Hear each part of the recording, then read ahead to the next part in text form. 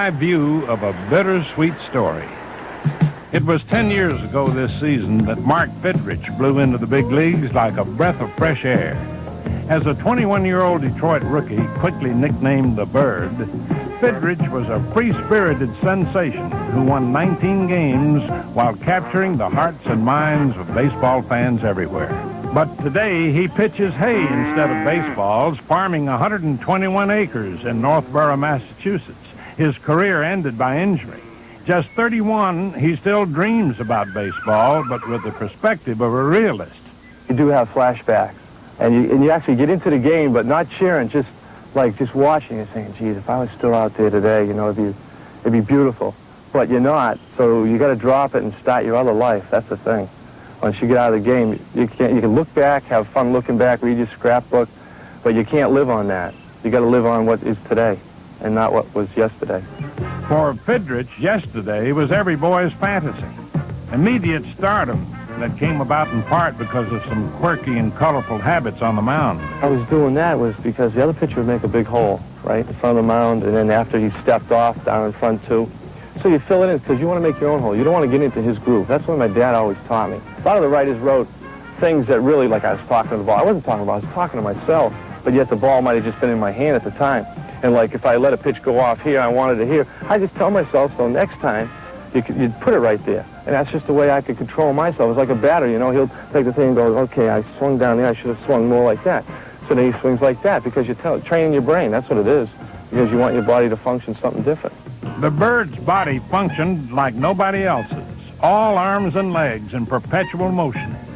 He played the game with unbridled enthusiasm and displayed a pure innocence that made him an instant fan favorite. If you were a band or something, you could start playing again, but all the other guys are saying, hey, I'm tired, we're not going to go out and play another couple innings, you know, just joking.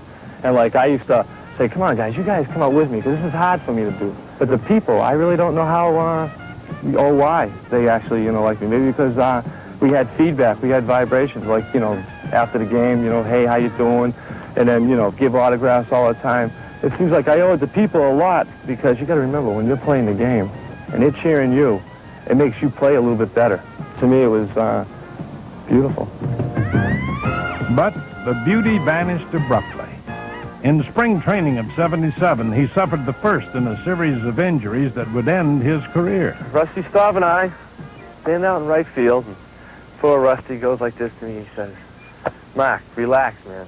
He says, you're having a great spring training. He goes, you got a week left. He says, slow down, man. He says, let's, you know, just shag. You don't have to go and run to left field, you know, run to center field. Just relax and sit here.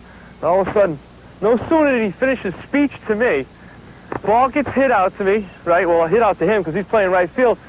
And I'm going like this, hey, Rusty, you want it? He says, no, you can have it, kid. I ran off after it, played the old high school days, dove for it, right?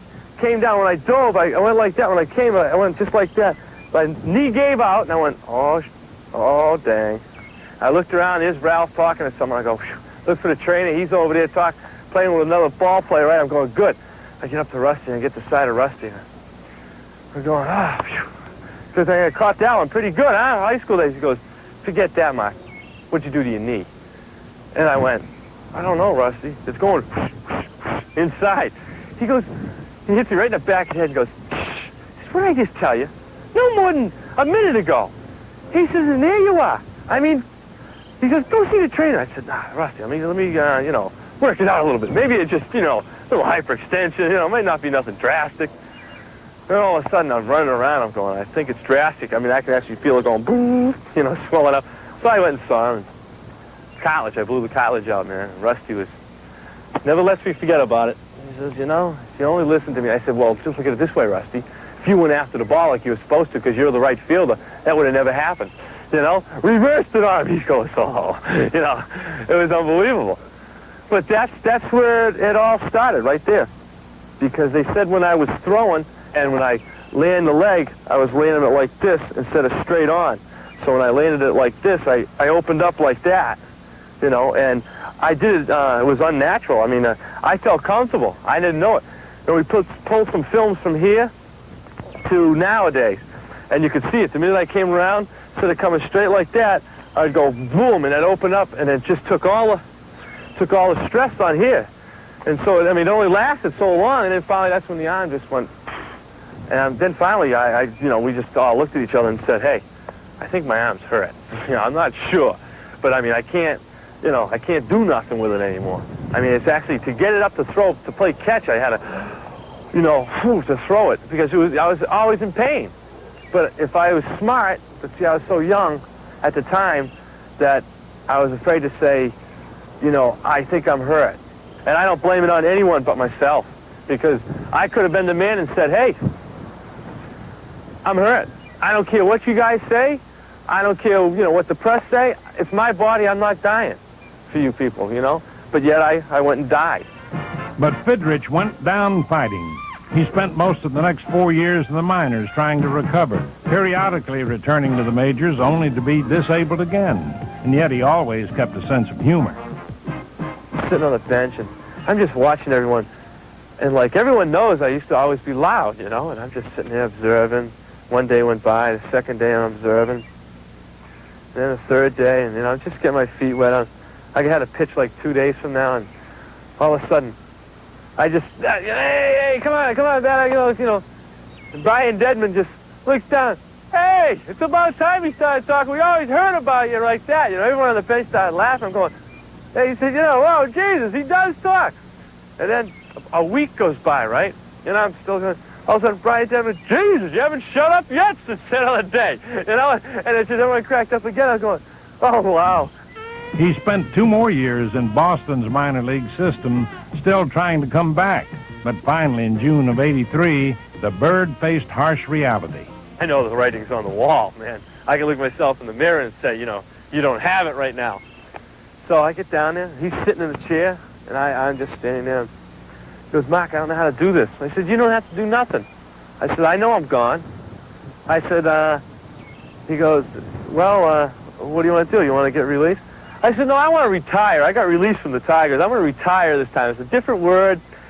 And he said, boy, you're taking it. I said, hey, I seen it coming, I mean, I'm not stupid. I've been hurt for the last 6 years. I'm lucky I hung on this long. And, he says, this is hard for a manager. And I'm going, yeah, I know how hard it is for a manager to release a guy, but I'm retiring, so you don't have to release me. And he said, I said, nah, I think it's time the kid's out of the game. The game's great loss, but the fans still remember his shining season of '76, even though Fidrych is now far removed from the ball field. I just have to say I thank them for not ever forgetting me. I mean, they just never have, and I hope they never do.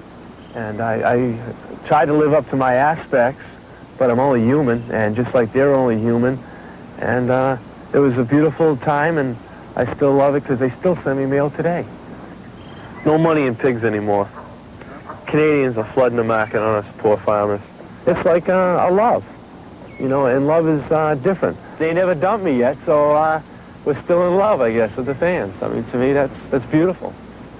Thank the Lord that you got what you got, and be thankful for what you have today. Not, what it should have been like, or if you could control it, you would have done this or done that, then it wouldn't be life. If you could control your life, it wouldn't be life. Life has got to be mystery. That's what, life is all